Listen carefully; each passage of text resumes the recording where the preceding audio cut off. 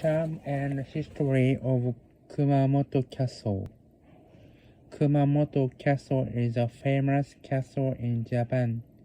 It was built in the 17th century by Lord Kiyomasa. The castle is known for its beautiful red-brown walls and turrets inside. There are gardens, wells, and stone bridges. Unfortunately, there was a big fire in the past that destroyed parts of the castle, but it has been carefully rebuilt in recent years. There was also an earthquake that damaged it, but they are fixing it. Kumamoto Castle is a great place to learn about Japan's history and see a beautiful castle. If you visit, you can walk around and enjoy the sights.